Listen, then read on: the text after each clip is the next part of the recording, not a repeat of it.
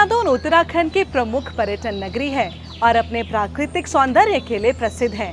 नमस्कार, स्वागत है आप सभी का आपके पसंदीदा कार्यक्रम द कंचन नेगी शो में, जिसका उद्देश्य है उत्तराखंड की कला, संस्कृति, साहित्य, शिक्षा, स्वास्थ्य, पर्यटन, इतिहास के साथ साथ प्रख्यात शख्सियतों को आप सभी से रूबरू कराने का।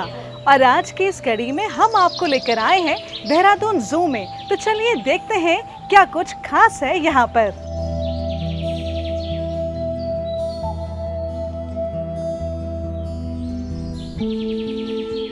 देहरादून उत्तराखंड की राजधानी है।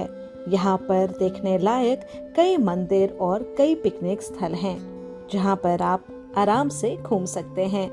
लोग यहाँ पर दूर दूर से घूमने आते हैं और यहाँ के मौसम का आनंद लेते हैं। सर्दियों के मौसम में यहाँ पर आसपास के इलाकों में बर्फ भी देखने को मिलती है। आसपास पहाड़ होने के कारण यहाँ का मौसम बहुत अच्छा रहता है। यहाँ पर हरियाली भी देखने को मिलती है। यहाँ पर घूमने का समय 12 महीनों का रहता है। यहाँ पर आसपास के इलाकों में बर्फ भी साफ साफ दिखने को मिलती है। और यहाँ का सबसे प्रमुख जो पर्यटन स्थल है वो है देहरादून जू। तो आइए हमारे साथ करते हैं भ्रमण देहरादून जू में। दर्शकों, देहरादून जू एक ऐसा स्थल है जो देहरादून की प्राकृतिक खूबसूरती, पशु पक्षी और जीवन के अनुभव को एक साथ प्रदान करता है। देहरादून का ये लोकप्रिय आकर्षण शिवालिक पहाड़ियों की तलहटी में स्थित है। मालसी वन अभ्यारण्य से घिरा हुआ ये पार्क एक चट्टानी और जंगल से घिरा हुआ इलाका है, जहाँ पे हिरण, बंदरों और नीलगाय जैसे जीवों को देखा जा सकता है। कई किस्म के प्रवासी पक्षी भी यहाँ आकर रुकते हैं, जिस वजह से ये पार्क बर्ड वॉचिंग के लिए भी एकदम उत्तम स्थान है।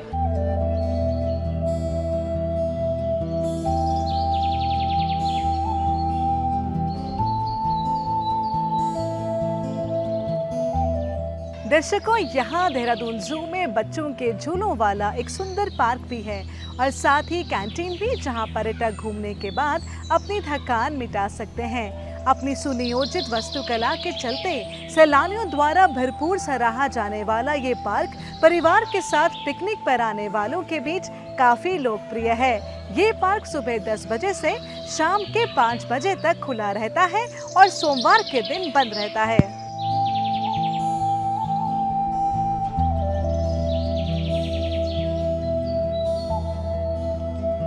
दर्शकों, पहले मालसी डियर पार्क के नाम से जाने जाने वाला देहरादून चिड़ियाघर देहरादून के प्रसिद्ध पर्यटन स्थलों में से एक है। इसे जंगली जानवरों के पूर्व स्थिति संरक्षण, जैव विविधता संरक्षण, एक शिक्षा केंद्र और जंगली जानवरों के लिए एक बचाव केंद्र के रूप में विकसित करने के उद्देश्य से बनाया गया है। शहर के शांत वातावरण में स्थित देहरादून चिड़ियाघर मसूरी के एक रास्ते में घूमने के लिए सबसे अच्छी जगहों में से एक है। इस चिड़ियाघर को एक मिनी जूलॉजिकल पार्क के रूप में विकसित किया गया है और ये क्षेत्र को घेरने वाले अलौकिक प्राकृतिक सौंदर्य का एक शानदार दृश्य प्रस्तुत करता है।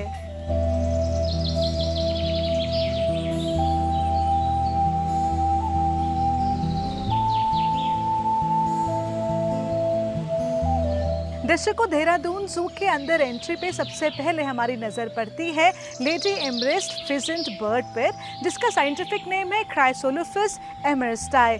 आपको बता दें दर्शकों कि ये जो फिजेंट है, इनका नाम सरह काउंटेस एमरेस्ट, जो कि वाइफ थी विलियम पिट एमरेस्ट के, जो कि गवर्नर जनरल थे बंगाल के, जिन्होंने सबसे पहले स्पेसिमेन बर्ड को भेजा था लंदन में 1828। उन्हीं के नाम पे इन चिड़ियों का नाम रखा गया है।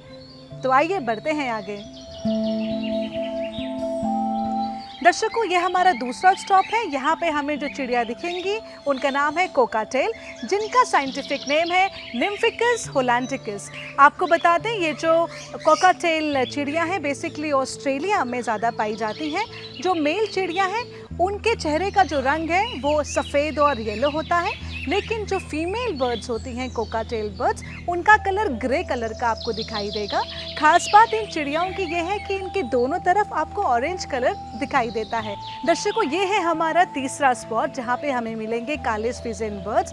ये जो बर्ड्स हैं दर्शकों, ये हिमालयन फुटहिल्स में पाई जाती हैं और पाकिस्तान से जब हम वेस्टर्न थाईलैंड की तरफ मूव करें तो वहाँ पे भी ये बर्ड्स हमें काफ़ी मिलती हैं।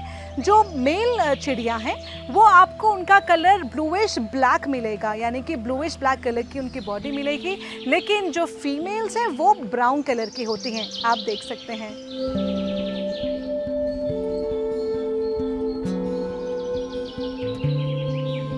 दर्शकों, अब हम पहुंच चुके हैं प्लम हेडेड पैराकीट के पास, यानी वो तोते जिनके सर हमें रंग बिरंगे रंग के दिखाई देते हैं।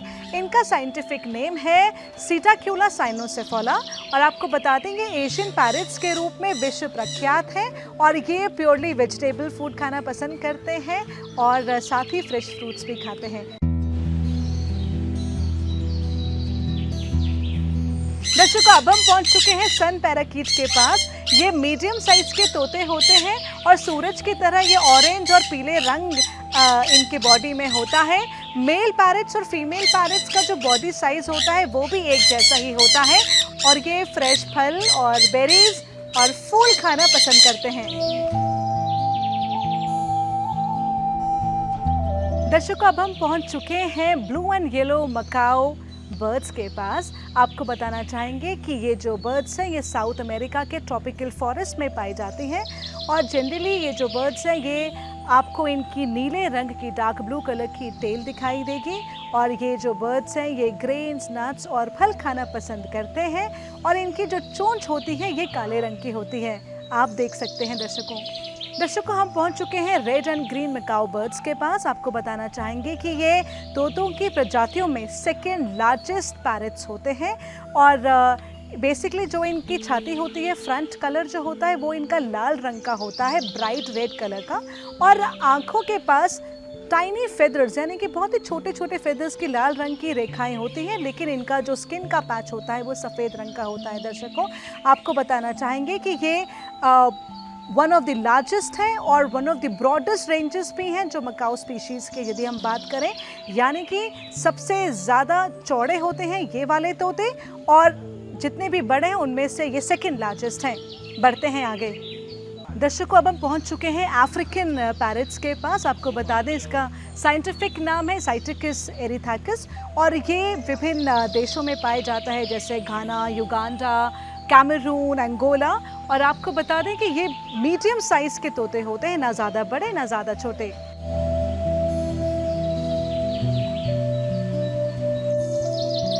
दर्शकों, यूं तो यहाँ पे बारिश हो रही है, लेकिन इस खुशनुमा आबो हवा की पहचान रखने वाला ये देहरादून का चिड़ियाघर न सिर्फ देश बल्कि विश्व भर में खूब चमक बिखेर रहा है।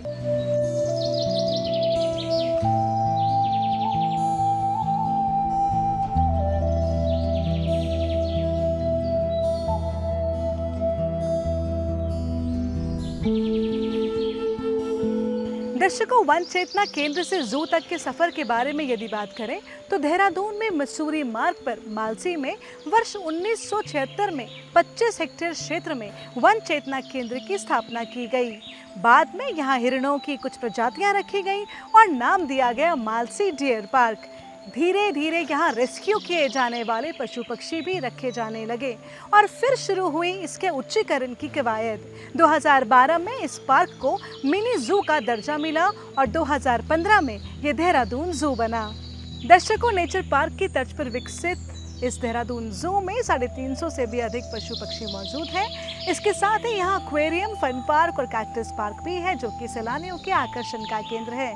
दर्शकों, देहरादून बस अड्डे से चिड़ियाघर का रास्ता लगभग 16 किलोमीटर है और यहाँ पहुँचने में आधे घंटे का समय लगता है। यहाँ से आप बस के माध्यम से पहुँच सकते हैं, टैक्सी भी ले सकते हैं और घंटाघर से होते हुए राजपुर रोड के आगे ही रास्ते में ये चिड़ियाघर पड़ता है। दर्शकों, इस देहरादून जू में आपको लगभग सभी प्रकार के पशु पक्षी देखने को मिल जाते हैं। रंग बिरंगे तोते दिखने को मिलते हैं, अलग अलग तरह के दरियाई घोड़े और मछलियों का भी यहाँ पर घर बना हुआ है, जिसको देखने के लिए अलग से टिकट लगती है। चिड़ियाघर में एक कैक्टस गार्डन भी है, जिसको देखने के लिए टिकट लगता है और यहाँ पर अलग अलग नस्ल के कैक्टस के पौधे देखने को मिलते हैं।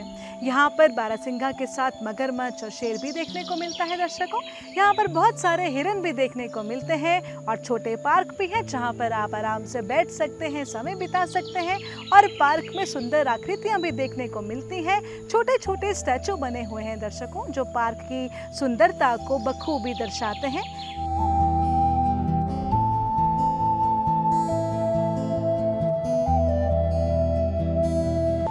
दर्शकों, यहाँ इस देहरादून जू में पारिवारिक लोग अपने बच्चों को घुमाने और पिकनिक मनाने के लिए आते हैं। बच्चों का दिल भी बहल जाता है और बच्चे बहुत खुश भी हो जाते हैं। यहाँ पर बच्चों के लिए फन पार्क भी बना हुआ है, जहाँ पर बच्चे बहुत मस्ती करते हैं और खुश होते हैं। यहाँ पर बच्चों के लिए एडवेंचर गेम्स भी हैं, जिनको खेलने के लिए अलग अलग फ़ी देनी पड़ती है। दर्शकों, ये चिड़ियाघर देखने में बहुत ही बढ़िया है और आप यहाँ पर बच्चों को लेकर आ सकते हैं, आराम से घूम सकते हैं, जंगली जानवरों की अलग अलग प्रजातियाँ देख सकते हैं। यहाँ पर घूमने लायक बहुत ही अच्छा है और आप यहाँ पर अपने परिवार के साथ, अपने फ्रेंड्स के साथ, अपने कलीग्स के साथ पिकनिक मनाने भी आ सकते हैं। दर्शकों, हम सभी को चिड़ियाघर की सैर करनी चाहिए। वास्तव में चिड़ियाघर की सैर से हमें प्रकृति से जुड़ने का सौभाग्य प्राप्त होता है, हमें प्रकृति की सुंदरता का आभास होता है और पशु पक्षियों की भी बेहतरीन से यहाँ पे देखभाल होती है। समय पर इन्हें भोजन और पानी मिलता है और ये सब देख के हमारा दिल खुश होता है। दर्शकों, देहरादून जू में आनंद की अनुभूति करने के लिए कई पर्यटक यहाँ पे रोजाना आते हैं। फिलहाल हमसे जुड़ चुके हैं ये पर्यटक, चलिए जानते हैं इन्हें कैसा यहाँ पे आके महसूस हुआ। तो कहाँ से हैं आप? मैम, हम लोग देहरादून से हैं। और क्या नाम है आपका? मेरा नाम राहुल सिंह है। तो यहाँ के आपको कैसा लगा? मैम, हम लोग मतलब काफ़ी टाइम आते हैं यहाँ पर, ऐसे नहीं कि सब फर्स्ट टाइम आए हैं, तो काफ़ी अच्छा लगता है। एंटरटेनिंग है सब कुछ और ख़ासकर बच्चों के लिए काफ़ी एंटरटेनमेंट के लिए यहाँ पे जगह है। आपको उनको जैसे बर्ड्स वगैरह हैं, उनको देख के बहुत उनको मज़ा आता है। अंदर एक्वेरियम है, तो एक्वेरियम में बहुत फिशेज़ हैं अलग अलग तरीके की, तो वो उनको एंटरटेन होते हैं। क्योंकि छोटी बेटी मेरे साथ में है, तो वही मोस्टली हमें लेके आती है कि मेरे को एक्वेरियम देखना है। अंदर 3D का भी कुछ है, बट आज वो बंद है, तो उसके बारे में मेरे को थोड़ा ज़्यादा नॉलेज नहीं, बट है वो भी एंटरटेनमेंट के लिए ही। तो काफ़ी अच्छा लगता है। हम लोग आते रहते हैं, महीने में एक ट्रिप तो हम लगा ही देते हैं। और मैम से पूछना चाहेंगे, मैम आपको कैसा लगता है?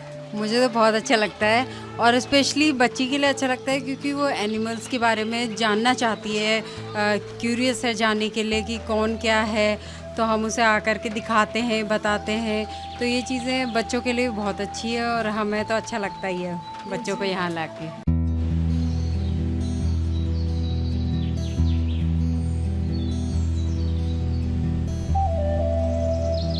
दर्शकों, फिलहाल हम पहुंच चुके हैं स्नेक वर्ल्ड में, जहां पे विभिन्न प्रजातियों के सांप आपको दिखाई देंगे।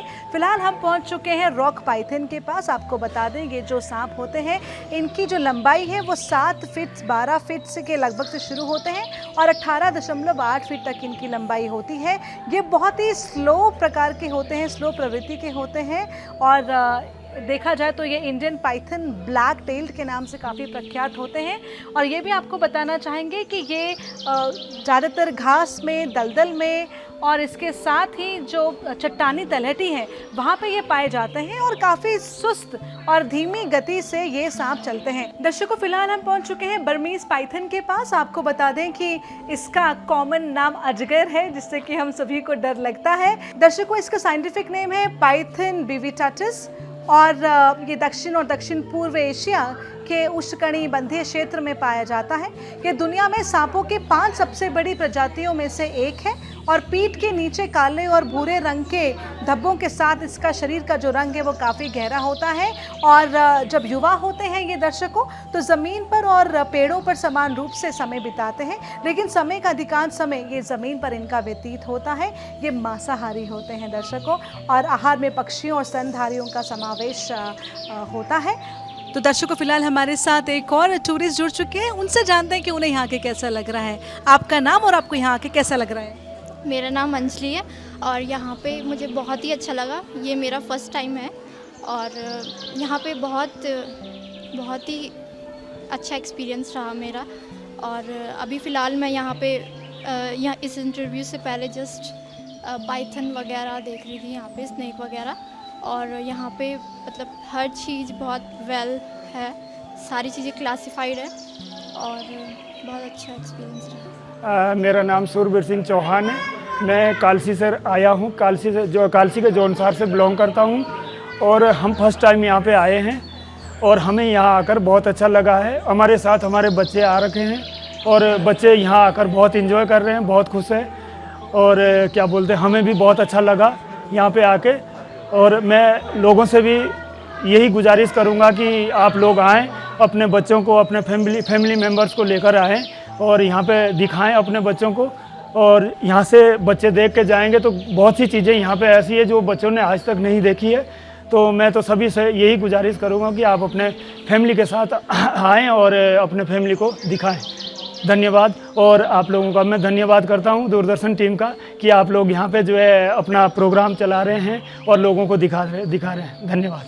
दर्शकों, फिलहाल हम आपको लेके चलते हैं द एक्वेटिक वर्ल्ड के भीतर, जहां पे हम मछलियों की रंग बिरंगी और विभिन्न प्रजातियों के बारे में जानेंगे। आइए चलते हैं अंदर।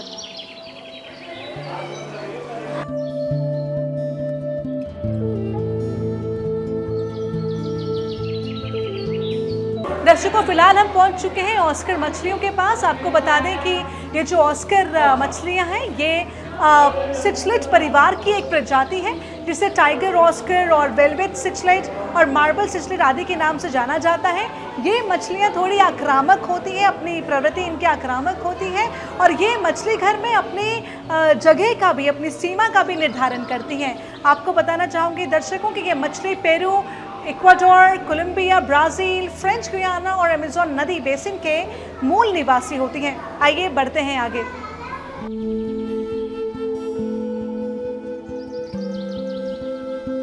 दर्शकों, हम पहुंच गए हैं डेनिसन बार्ब फिश के पास। आपको बता दें ये पालने वाली नई प्रजाति है मछलियों की, जो कि अक्सर झुंड में रखी जाती हैं, इसीलिए लोग इनको पालने के लिए बहुत शौकीन होते हैं। ये बड़ी शांत प्रभाव की होती हैं, लेकिन यदि जब इनको खाना कम मिलता है इनकी ज़रूरत के अनुसार से, तो ये थोड़ी आक्रोशक हो जाती हैं।